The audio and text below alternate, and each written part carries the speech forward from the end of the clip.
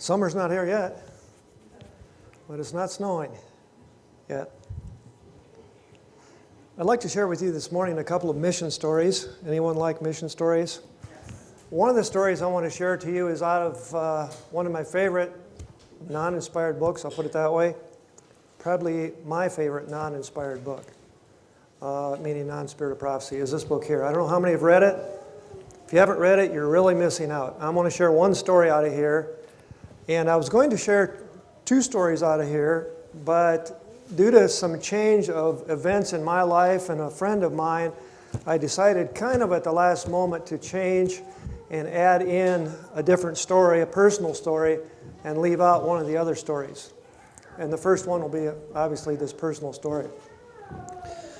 I probably could have come up with a better name. The more I think about it, I kind of just put this together. I was laying in bed this morning, I thought something was on my mind, and I decided to put in this story, and this is the title that I gave it, Books in the Dumpster. That's not very upbeat, but that's what popped into my mind, Books in the Dumpster.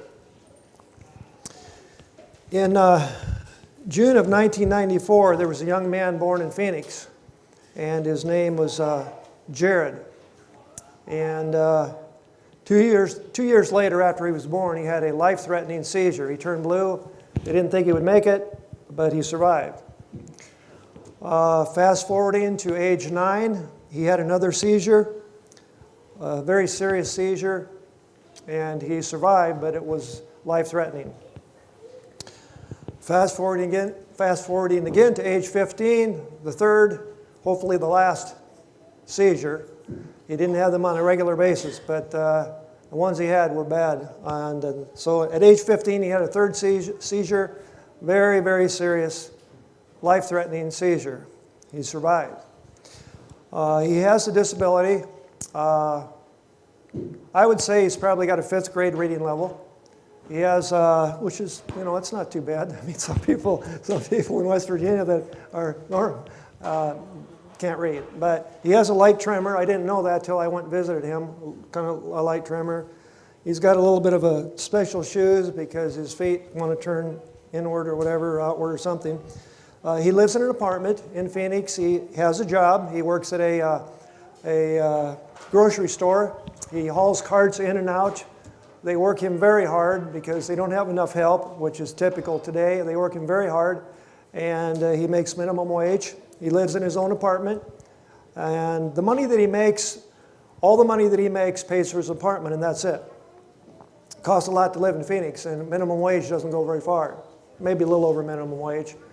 He should be getting a lot more than that. He's been there 5 or 6 years, but he's got his own apartment. Sometime in his life, I'm assuming in his teens, obviously, and maybe early 20s, he was into pornography, and he drank. I don't know if he had a big drinking problem, but he drank, and he was into pornography, and of course, that's a problem. And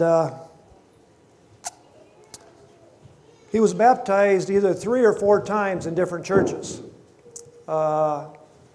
Starting out in the Catholic Church with his parents, he kind of went church surfing. And 3 or 4, I forget, times he went to different churches, was baptized there. So he was searching, but it never quite hit home with him. Where he was at, it just, something didn't resonate. Something wasn't right. That's why he kept bouncing around. In 2020, during the pandemic, a friend of his called Giovariani, that's his name, his friend, 14-year-old young man, formerly his whole family were Jehovah's Witness. And they'd all left the Jehovah's Witness church except for grandmother. But anyway, Giovariani, his friend, his 14-year-old friend, was channel surfing on the internet looking at churches and things, and he come in contact with Amazing Prophecies. And Amazing Prophecies is a ministry, a self-supporting ministry, a lot like Amazing Facts, just not as popular. And so Giovariani came in contact with Amazing Prophecies and with Mark and Hope Fox. You can Google it and watch it. And he called in. He called into the station because Mark invites people to call in if they have a prayer request, if they want to find a Sabbath-keeping church, if they have a Bible question. Mark invites him to call in. So he called in, And it's just recorded. There's nobody live there answering. It's recorded.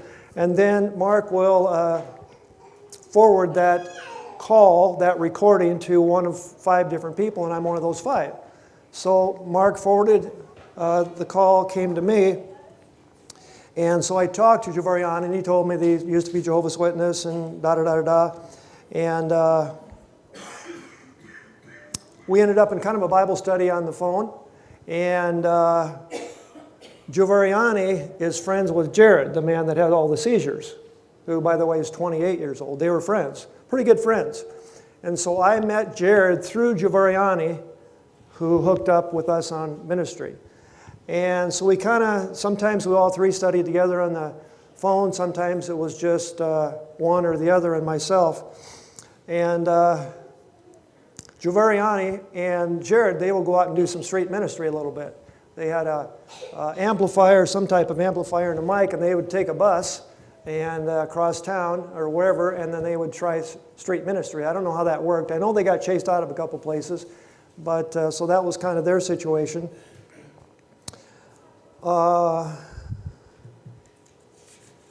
As we continued our study, it seems like Jared and I got closer together and had more continual contact over the phone, and Giovanni kind of started to drift back a little bit.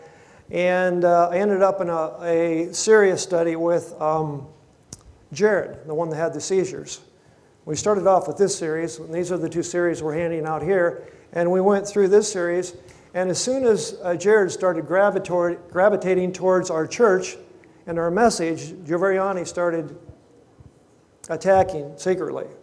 I didn't know about it. He didn't tell me, and Jared didn't say anything to begin with. And he was telling him, oh, you know, that sounds like a cult. The Sabbath's not right, that type of thing. He was working against Javariani, and I didn't know this was happening. And the closer Jared got to our message and the further we got through our studies, the harder Javariani worked on him.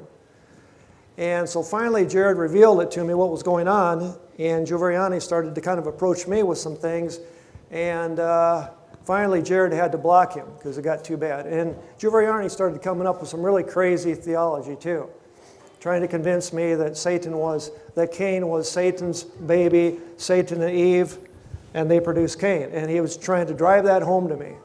And so finally we both cut off from Javariani. We had to cut him off completely. This 14-year-old young man.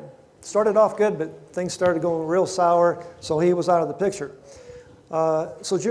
Jared and I went through a whole series of these, and we got through this series, and Jared said, now what are we going to do?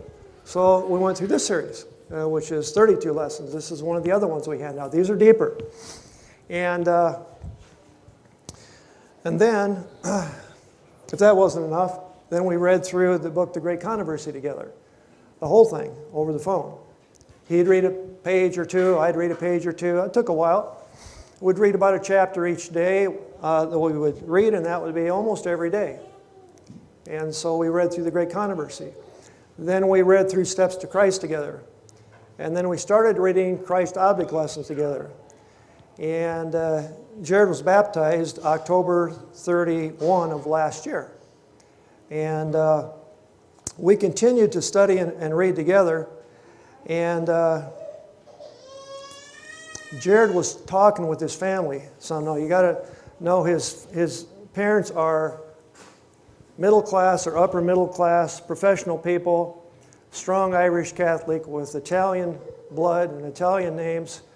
And they were not liking him getting involved in this strange church. They didn't like it.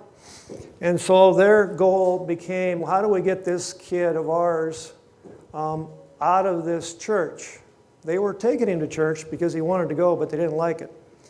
And when they would take him out to eat, now this is a very close family in some respects. They would take him out to eat breakfast, and they'd want him to eat meat, and they'd want him to, for supper, they'd take him out, they wanted him to drink wine because they're big into wine. He wouldn't do it. He wouldn't drink wine, and they didn't like it. They would always trying to get him to drink wine, and they would get into these discussions and so on. Now it's interesting because his parents are Roman Catholic, they go to a Lutheran church, that are upset at us because we teach them that the Catholic Church is the beast power. You can't make this stuff up.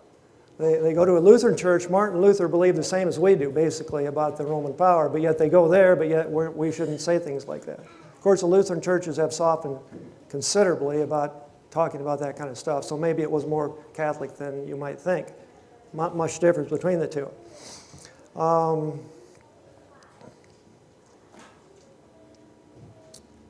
So then they got on the internet, the parents, and they didn't look for good things about us. They looked for bad things about us. And you can find bad things about anybody, any politician, any church. And so they looked, and they come up, they went to bash sites about our church, bash sites about Illinois, and that type of thing. And they took that as gospel. That was evidence of who we are. None of the good stuff that was shared with them made any difference.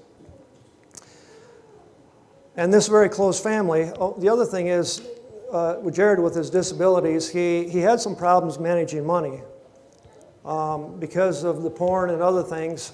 So he was not handling his money well, so his parents took over his bank account completely and to safeguard him. And they would want him to go to parties with them on Sabbath. It might be a birthday party, but he didn't want to go because either he would miss church and or they would be drinking, because his parents drink a lot of wine. He wouldn't go, and that upset them a lot, and they accused the church of dividing his family.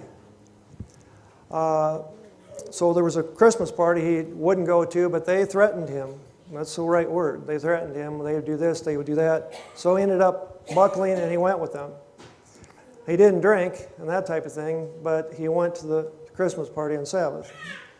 And he told his dad, he says, "Dad," he says, "it's bothering my heart to go to this." And his dad said, "Call 911. You know, not very sympathetic. Instead of trying to reason with your son, he was sarcastic. Well, then there was a birthday party about a month later. Guess what day it was on? It was on the Sabbath. They wanted him to go. He had to go on the Sabbath, or else. He wasn't going to go. He was going to stand for God. He wasn't going to go, partly because, again, they'd be drinking, and there'd be no Jesus at the birthday party, because his parents don't talk about the Lord. They rattle off a quick formulated prayer, maybe for lunch, but otherwise there's no Christ in that. He didn't want to go. They threatened him. You know, we'll take your phone away. We'll put you in a group home, and so on. And he had become very dependent on them, so this was troubling to him, as you can imagine. He can't drive, and I think he can drive, actually I do, but they're just, for the sake of protecting him, they won't even see if he could learn how to drive. They won't do that. He wiped out his bicycle once. They said, "Well, you can't drive." Well, how many have wiped out a bicycle? Has anybody here ever had an accident on a bicycle? Anyone here that's rode a bike never had an accident? No. So, but that's the reason why he's not driving, so they're totally dependent on him. So he's just totally dependent on them for almost everything. They can totally control his money. Once in a while they give him a bank card somewhere, but he has no cash, so he's totally dependent on them. It's interesting because they pressured him real strong, his mother did, to get the, you know what I'm talking about, during the pandemic. And his mother did get it, and she got the infection twice. He would refuse to get it, and even with his disability and all the exposure with people in shopping carts, he's never got it, never got the problem, never got the virus. In fact, both of his parents got sick after they received the protection. So now, what's happening today, in 15 minutes, his parents are picking him up and requiring him to go help his brother move downstate in Arizona. Missing church. They also told him you can't go to an Adventist church anymore. They threw his books away that I gave him in the dumpster. That's where books in the dumpster comes in. And they said they'll take away his phone. So we talked back and forth, what do we do? You know, and then they had him block his phone number to the pastor, and they had him block his phone number to me. We spent probably 200 hours, maybe 300 hours on the phone talking. Well, after they left, he unblocked it. Unblocked the number to me and the pastor both. But so in 15 minutes, it'll only be 9 o'clock their time. His parents are going to pick him up, and there's going to be a real battle going on there. He's very mild-mannered, very respectful, but they may take his phone. they told him, we'll put you out in the street. And I told them they can't do that. I said, your parents are your guardian legally. They can't put you out in the street. They'll be in trouble. In fact, they can't throw away his belongings either, his books. So they could be in trouble. But how do we handle it? So when I'm done with this part of the message, I'd like to have a special prayer for him, because very shortly they're going to be stopping and they're going to rail on him. They say he's selfish, he's this, he's that, he's in a cult. The other day he prayed during lunch in a restaurant. He wanted to offer a short prayer, and his mother cut him off in the middle and said, and I pray you get Jared out of this cult. Now, she didn't say that because she was praying to God. She said that as a gouge to her own son. And this is the son that they love so much, but I think what's happened is, with their history of taking care of their son, Satan's pushed them into not just helping him, but becoming dictators under the guise of, we're protecting our son. And they don't know where to stop. He just has no freedom now. He can't go to church. He says, he did unblock me, and then he talked to me on the phone. He says, I got good news. I don't need copies of the Spirit of Prophecy books. I thought, well, maybe she brought them back. No, he said, I got it on my phone. So that's what he meant by good news. Well, it is good news. You can have it on your phone, but that's where this situation is at.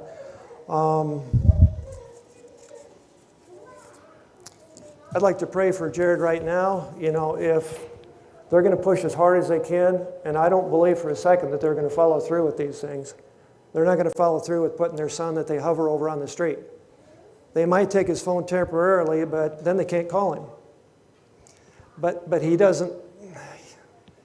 I can speak about that boldly, and I would have stood up. I told her, I don't care if that were my parents and I end up going to jail over it. I said, I would not. That's just me. Nobody's telling me what church I go to. Nobody's telling me what books I can have in my own, but he's not that strong, apparently. So and he's caved twice before when it come right down to the crunch. So what's going to happen when he comes today? What are they going to say to him? I've talked to social services, and I don't want to call them. I don't like social services, I'll just be honest with you. They usually get in your life and they're more problem than good, usually. But in this case, it might be a different story, because he does need help for someone to come in and say, you can't do this. You can't micromanage this young man's life. I told him, I said, it's different if you're so disabled you don't even know who you are. That's different. But you got a job. You got an apartment. His memorization of Scripture is, I would say, not exaggerating, probably better than mine, at least equal to mine. Not that I have a super memory or anything, but it's not too shabby. Not too shabby. I'll quote a verse from memory, and often he'll tell me where it's at. So this boy it's like he's deficient when it comes to handling money, somewhat, but when it comes to other things, he's very, very good and very capable. So I'd like to have a prayer for Jared right now. For all that would like or can, if you would kneel with me. Dear Heavenly Father, we thank you that you have taken another soul that was searching for you, that was bouncing around, just not having a peace or a sense that where he was at was the right place to be until he discovered through the study of your word that where the right place for him to be is. And now, of course, dear Father, we know that his former friend went on the attack. Now his girlfriend, his parents are working his girlfriend against him, another attack, and his parents themselves are going to shortly stop and demand that he goes with them to work on the Sabbath or else. And I pray that you give him a calmness and a peace about it, that irrespective of their name-calling, accusations, their railing, their pressure, and their threats, I pray that you give him your calm assurance to stand for you and not to be beat down and drawn into believing some of the things they say about not being respectful to his parents and all the other excuses they come up with for him, to put them ahead of you. For your glory, dear Father, and for Jared's blessing and even the blessing of his parents, to hopefully learn from this that there's the force of love, there's the love of force. And they're using the love of force, not the force of love. I pray that you would give him strength to stand and help him deal with this situation. In Jesus' name, amen.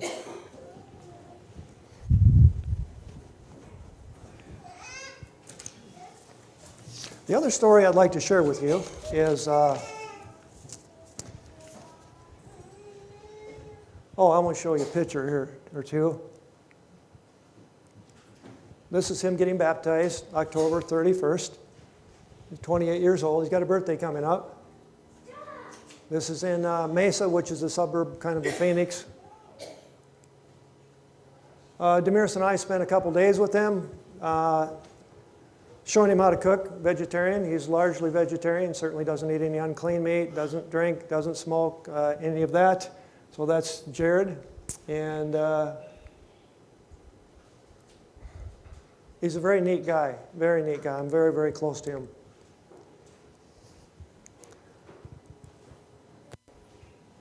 Bread from heaven.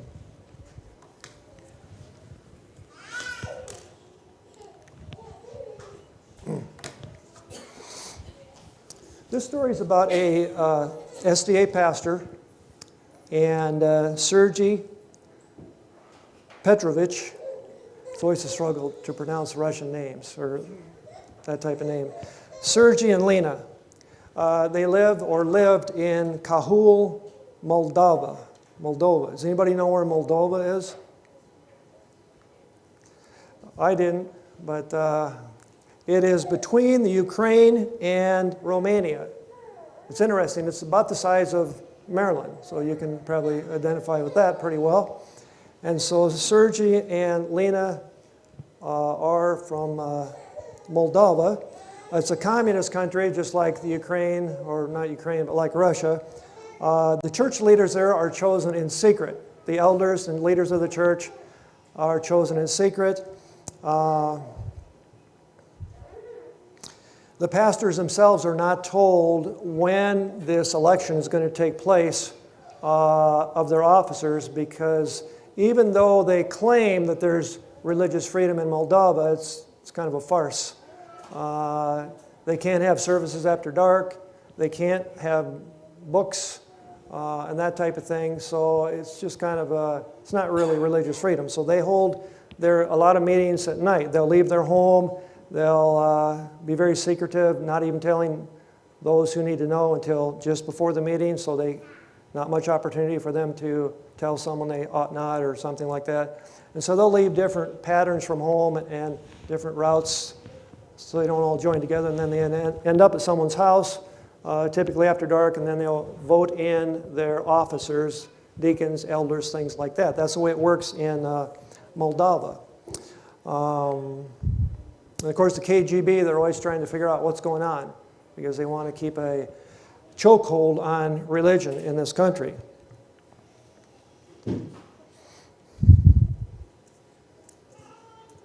So on the night of a particular secret meeting, which was illegal, according to the government, there was a knock on Sergei's door and Lena's door. It was late at night, so generally your friends don't knock on your door late at night. They're wondering, who is it? You know, hopefully it is a friend. Who could it be? Well, you know who it was. It was the KGB. And they had gotten wind that there had been a secret meeting on that particular night. And Sergei, being a pastor, they knocked on his door. And they didn't have proof of the meeting, but for the KGB, you don't need proof. You don't need anything. You can just do what you do best sometimes, and that's making it rough for Christians. Often these treasonous meetings, the punishment was that if you were caught, or even they claimed that you were having a meeting, you were beaten, put in prison, occasionally you were executed. If you were even thought to have, I guess, one of these meetings. So they told Sergei, you're coming with us. He got out of bed, of course, or he was out of bed, but he got dressed. And he couldn't take anything along with him. He said, can I kiss my wife? Because he didn't know, you don't know. Will that be the last time? He didn't know. He kissed his wife. They said, yeah. He kissed his wife and so on. Said goodbye. And so he spent 3 hours at the KGB headquarters where he kindly and politely withheld information because they wanted to know inside secrets, all that type of thing. And so 3 hours of interrogation. There was a soldier with a blue uniform He had a large mustache, and he beat Sergei with a hose, severely beat him with a hose, which was pretty common. And interestingly enough, Sergei said he hardly felt it, even though he was beaten with a hose. And he said, I thought of the story in the Great Controversy where John Wesley was beaten with sticks and bricks and the blood flowed and he felt no pain. He said that brought that memory to my mind. After a couple hours, after they stopped, a couple hours later, the interrogation continued. Of course, he didn't cooperate again. They brought him coffee and Russian black bread. And Sergei ate the bread, but he denied the coffee. And he prayed for strength as they beat him again with a hose. But they didn't get anywhere with him. He didn't reveal any information. So the tall KGB soldier with cold steel eyes said, you're headed for prison in Bryceny. They will know how to deal with you there at this prison in Moldova. Sergei swallowed hard, and he said, so I'm a criminal now. Bryceny was a maximum security prison. It was a prison for the real bad guys. Certainly not a place you want to go. And so the next morning he was handcuffed, he was put on a train, headed for Bryceny, and as was Sergei's custom, even the people on the train were his field of ministry. He was ministering to people he had a whole group around him, and they wondered what's going on with this guy that's handcuffed. So they were curious, is he a criminal? He told them about the Lord, and some hearts were touched. And so finally the guards that were with him, whatever, they wouldn't let that fly, so they made him go to a back car where it was very cold, and they stood there and watched him. He had to be away from the people, and he witnessed to these guards the same way, because that's what he does. That's what we do. If you're in prison, you still witness. He witnessed to these guards. And I'm leaving out a lot of details because there's not time. So late in the afternoon, Sergei arrived at the government prison. He was turned over to the warden. And this warden was no nice guy. You know, you got a bad prison, you got bad criminals, you usually have a bad warden, a real tough one. Knows how to handle people. Mean look on his face, steely eyes, not a soft heart. And he said, I'm sure you've heard about the reputation of Bryceny. And of course, everybody had heard about the reputation, kind of like San Quentin or something like that. Everybody knew about Bryceny. Of course he had. So the warden went on to interrogate Sergei just like he had been interrogated before to see what he could find out about Adventists doing things in secret. And the warden said, are you a criminal? That's an interesting question. Are you a criminal? And Sergei replied, well, I guess if being a pastor is a crime. And the pastor said, don't get smart with me. And so anyway, it was a prison all the way. And so the warden took Sergei down a dark corridor to his cell. There was no friendly spot. It was not the Holiday Inn. It was dark, it was cold, there was no heat, there was no water faucet, there was no toilet, and there would be none. And that's where he spent the next several days.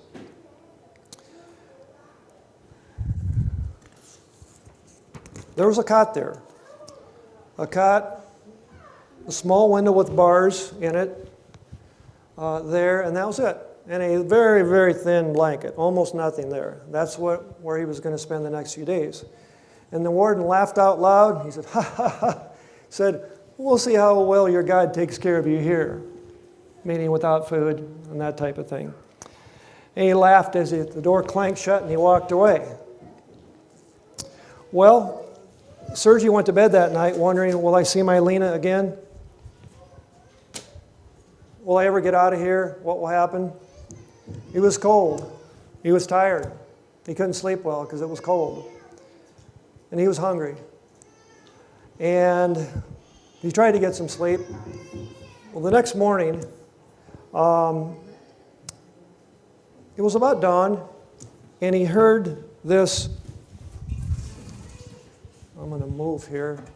But the next morning, when Sergey woke up, he heard this scratching at the window. And he saw this shadow. He couldn't tell what it was, but it was a shadow, and it was up high a ways. And so he was curious, so he crawled up on the ledge, and he didn't see anything but a nice slice of Russian, this will have to do, Russian brown bread. He thought, wow, he says, God, it must have been somebody that felt sorry for me. A prison guard probably felt sorry for me. And he says, oh man, God has supplied, bread for me. And he was about to eat it. And then he thought, well, if I don't eat this bread, then when the warden comes back, I can show him how my God has supplied for me. Oh, he wanted to eat it. He was hungry. But no, he wouldn't eat it. So he tucked it under his mattress, between his mattresses, and it warmed his heart knowing that he could show this to the warden, but it didn't fill his belly. And so he went to bed and tried to sleep. He couldn't sleep very well, thinking about Lena, thinking about what's going to happen to him. But it warmed his heart knowing that he was going to be able to show the warden his bread that God had provided for him somehow. So the next morning, about almost daybreak, he heard a little scratching. And he kind of saw a shadow go by, and so he crawled up on the ledge, and another slice of bread. And he thought, well, now I can eat a slice, and I can still have one for the warden. But then he thought, how much better if I could show the warden that I got 2 slices of bread? How much better that would be. So he thought, oh man, it was hard, but he stuffed it in his mattress. He said, I'm going to be able to show him I got 2 slices of bread. God provided 2 slices for me. He was hungry, hungrier than ever, and he was still cold, and he hadn't had much sleep. Well, he tried to sleep, but it warmed his heart knowing that he was going to be able to testify for God, that God had provided for him. There must have been a very kind guard out there that would have given him bread, Well, the third morning, he heard a little scratching noise, and he looked up, and kind of a shadow, and he crawled up on there, and wow, a third slice. Now I can surely eat a slice of bread, because now I got 2 to show the warden. I thought, but if I can show the warden 3 slices, how much more of a testimony would that be? If I can show the warden 3 slices of bread, maybe he'll accept God.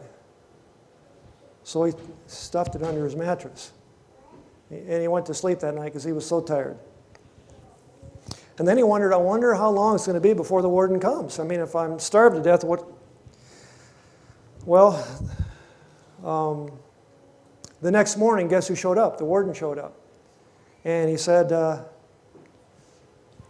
he opened the door, and he says, well, how well is your God taking care of you? Well, has he fed you? How well is this God of yours taking care of you? And Sergey opened up the mattress, and he pulled out the 3 slices of bread. And he says, my God is taking care of me. And he didn't know exactly how. And the warden's mouth dropped. Well, where did he get that bread, And about that time, he heard that scratching again. The warden was there. And so the warden this time, he took his staff or whatever he had in his hand, maybe a billy club, and he reached up and he moved the curtain. There was that slice of bread.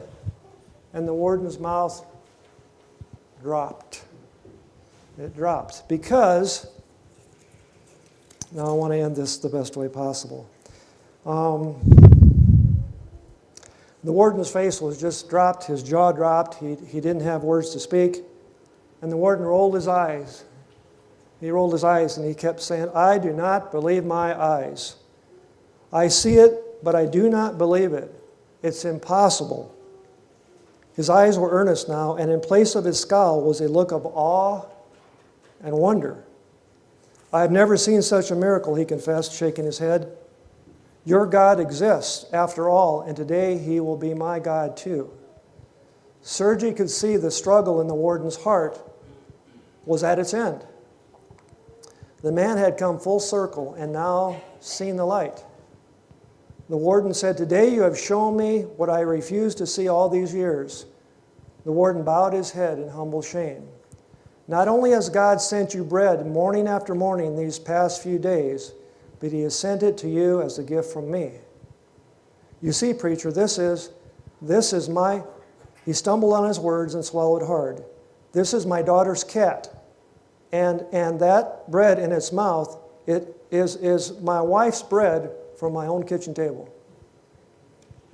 So the Lord provided for Sergey from the warden's very own table, with the warden's very own cat. God has a way of almost like a sense of humor about it. Yeah. Thank you.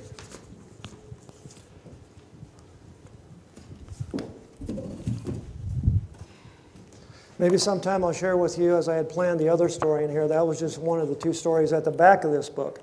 Now, the bulk of this book would be too long to share the story, but it's one of the most amazing missionary stories you will ever read about in your life, the Seventh-day Ox. Or maybe I could take a whole sermon sometime for those who have not read this and condense it down a little bit and share that story. There's actually 3 stories in here. Our closing hymn, I can't believe I forgot to pray before no, I didn't. I prayed for Jared. Okay. I don't want to forget to pray. So